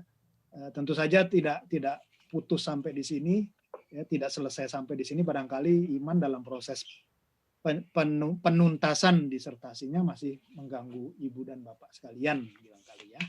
Saya kira demikian. Terima kasih. Terima kasih, Prof. Robert. Selanjutnya saya persilakan kepada Dr. Iman Sufrian untuk menyampaikan sambutan singkatnya. Silakan. Bismillahirrahmanirrahim. Puji syukur penulis saya panjatkan kehadirat Allah Subhanahu wa taala yang telah memberikan nikmat dan karunia-Nya sehingga saya dapat menyelesaikan studi di program S3 Ilmu Ekonomi di UI ini. Adapun saya mengakui bahwa penyelesaian disertasi ini sangat kental dengan peran dari berbagai pihak melalui bantuan dan dukungan berbagai aspek, baik langsung maupun tidak langsung. Oleh karena itu, pada kesempatan ini, dengan kerendahan hati dan ketulusan, saya ucapkan terima kasih dan penghargaan setinggi-tingginya kepada Bapak Profesor Robert Arthur Simanjuntak, PhD, selaku promotor, kepada Bapak Benediktus Raksakamahi, PhD, selaku kopromotor 1, dan Ibu Riatu Mariatul Kiptiah, PhD, selaku kopromotor 2 yang telah meluangkan waktu di tengah waktu yang sangat berharga, memberikan bimbingan, saran, masukan yang berharga untuk penyelesaian disertasi ini. Saya juga ucapkan terima kasih dan penghargaan yang tinggi kepada Bapak Andi Fahmi Lubis almarhum, yang juga telah memberikan bimbingan, arahan, dan masukan di awal-awal penelitian ini ketika beliau masih ada. Semoga Allah Subhanahu wa Ta'ala memberikan ganjaran pahala untuk dan amal jariah dari amal jariah ilmu yang beliau bagikan kepada saya. Selanjutnya saya juga ucapkan terima kasih kepada Profesor Priyono Cipto Herianto, PhD, selaku Ketua Tim Penguji, Bapak Fit Adrison, PhD, Ibu Diah Widiawati, PhD, Ibu Prani Sastiono, PhD, dan Bapak Dr. Budiarso Teguh Widodo, selaku tim penguji yang telah memberikan berbagai masukan yang sangat berharga dalam penulisan disertasi ini.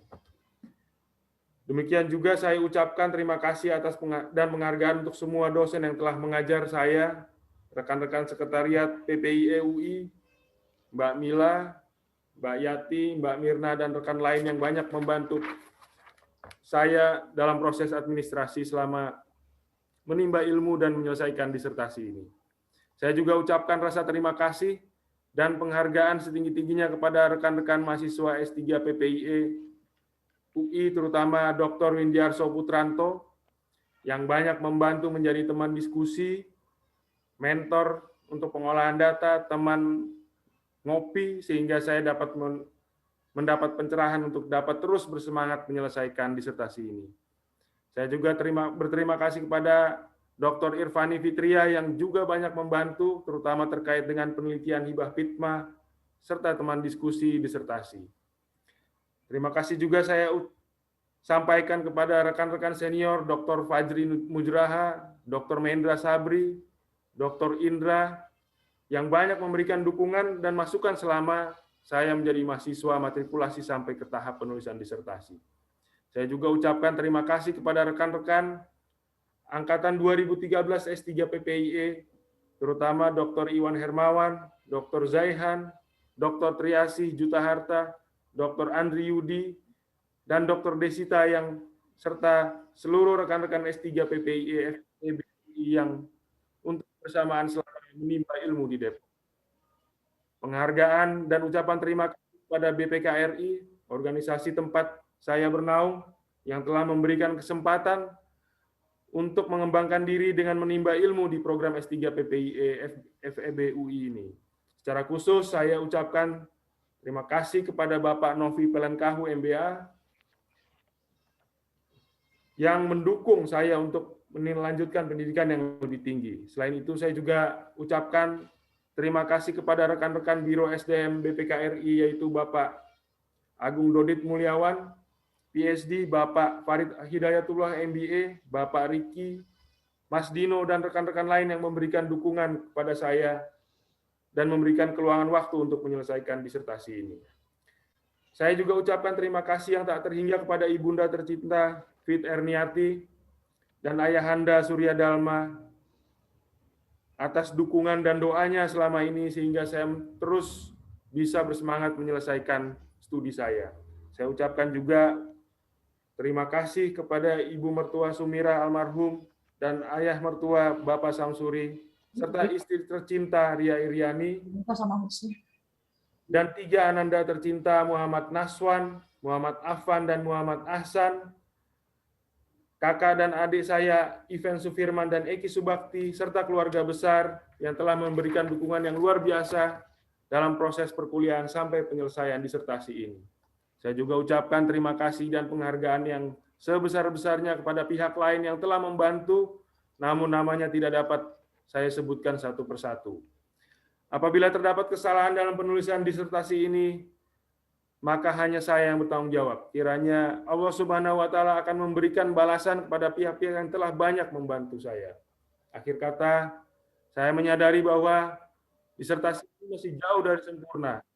Namun demikian, saya berharap apa yang saya sampaikan dalam disertasi ini dapat membuka ruang bagi pengembangan ilmu pengetahuan. Demikian saya sampaikan. Wassalamualaikum warahmatullahi wabarakatuh. Waalaikumsalam. Hadirin yang saya hormati, Dr. Iman Sufrian ini merupakan Doktor Ilmu Ekonomi, Fakultas Ekonomi dan Bisnis Universitas Indonesia yang ke-123. Memang kelihatannya banyak ya, tapi ini dalam waktu sekitar 40 tahun. Jadi produk dari program Sarjana Ilmu Ekonomi telah menghasilkan 123 dalam periode hampir 40 tahun. Jadi rata-ratanya hanya 3 per tahun. Atas nama pimpinan Fakultas Ekonomi dan Bisnis Universitas Indonesia, saya menyampaikan ucapan selamat kepada Dr. Iman Sufrian beserta keluarga besarnya dan beserta seluruh koleganya di BPK. Dengan demikian, ujian promosi doktor telah berhasil dilaksanakan, dan dengan ini sidang terbuka promosi doktor Universitas Indonesia saya tutup.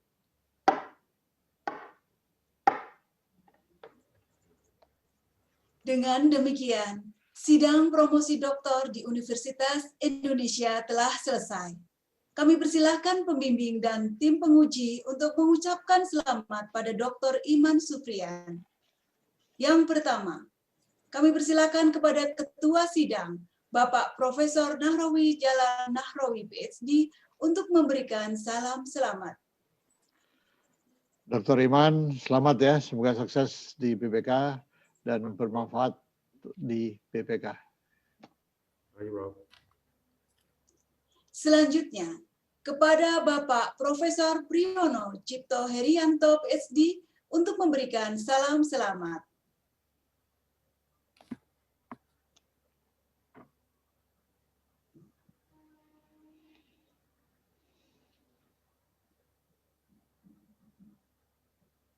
Selanjutnya, kepada Bapak Fit Adrison, PhD, kami persilakan untuk memberikan salam selamat. Oke, selamat ya Mas Iman sama untuk keluarga besar. Ya, selamat. Terima kasih Pak Fit. Selanjutnya, kepada Ibu Diah Widiawati, PhD, kami persilakan untuk menyampaikan salam selamat. Selamat Pak Iman, ini di akhir penulisan disertasi Anda, tapi ke depannya Anda memulai kehidupan baru sebagai seorang doktor, tentunya semoga sukses ke depannya, dan ilmu-ilmu yang kami berikan bermanfaat juga buat Pak Iman dan juga buat pekerjaannya. Terima kasih Bu Dia. Selanjutnya, kepada Ibu Prani Sastiono, PhD, kami persilakan untuk menyampaikan salam selamat. Selamat Pak Iman dan keluarga, mudah-mudahan ilmunya bermanfaat. Terima kasih Bu Prani. Selanjutnya kepada Bapak Dr. Budiarso Teguh Widodo, kami persilakan untuk memberikan salam selamat. Selamat Pak Dr. Iman Sufrian, semoga sukses dan jaga kesehatan selalu. Terima kasih. Terima kasih Pak Budi. Kepada Ibu Riatu Mariatul Kiptiah, PhD, kami persilahkan untuk menyampaikan salam selamat. Selamat Dr. Iman, welcome to the club ya. Terima kasih Bu Riatu. Selanjutnya kepada Bapak Benediktus Raksaka Mahi, PhD, kami persilahkan untuk menyampaikan salam selamat. Selamat Dr. Iman Sufrian, semoga sukses selalu dan bisa membahagiakan keluarga dan masyarakat dan juga bermanfaat untuk BPK. Terima kasih Pak Mahi. Dan yang terakhir kepada Bapak Profesor Robert Simanjuntak, PhD, kami persilahkan untuk menyampaikan salam selamat. Selamat Dr. Iman ya, no hard feelings ya, dan seperti saya bilang tadi, tanggung jawab semakin besar ya, kalau bisa berkontribusi yang seoptimal mungkin untuk masyarakat. Ya. Terima kasih, Prof. Terima kasih. Ketua Sidang, tim promotor, dan tim penguji sudah dapat meninggalkan ruang promosi. Namun jika berkenan, tetap dapat tinggal bersama untuk ramah tamah dengan para tamu. Akhir kata, kami ucapkan selamat sore Dan terima kasih untuk Bapak dan Ibu yang sudah dapat meluangkan waktunya untuk dapat menghadiri secara online ujian promosi doktor Fakultas Ekonomi dan Bisnis Universitas Indonesia. Kami berikan waktu 15 menit bagi para tamu untuk memberikan ucapan selamat kepada dokter baru. Untuk itu, kami persilahkan untuk dapat menyalakan audio serta kameranya. Terima kasih. Ruang sidang akan ditutup secara otomatis dalam 15 menit ke depan. Selamat Pak Iman ya. Terima kasih Pak Andri. Selamat Mas Iman ya. Terima kasih Mas Zaihat. Terima kasih sudah bisa hadir. Akhirnya selesai juga.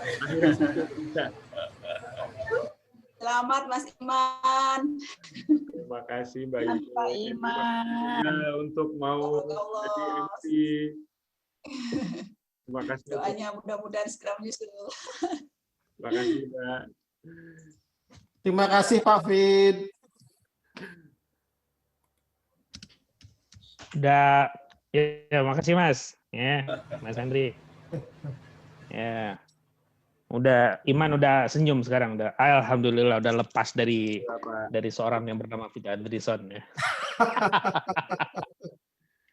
Tegang banget tuh Mas Iman tuh. Barale gadang udah selesai ya, barale gadang. Barale gadang. Cepat begadangnya tuh. Nah, ini pada ngumpul nih semua nih anggota FD nih. Nih, gue panjangin rambut nih, gue panjangin rambut. Nah. Mas Iman, selamat ya.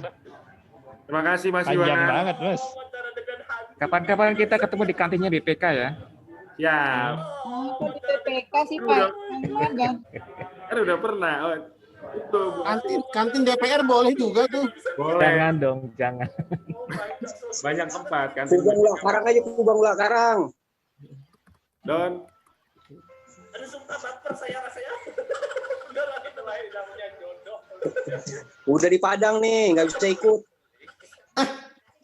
Lu udah terbang bro? Udah sampai Padang. Mantap. Kalau udah jadi dokter cepet ya terbangnya. Enggak, udah apa-apa. Sekian lama di Padang dia. Lagi kontrak rumah setahun lagi gue di sana. Mendingan gue renovasi rumah di Padang. Mas Iman izin lift dulu ya.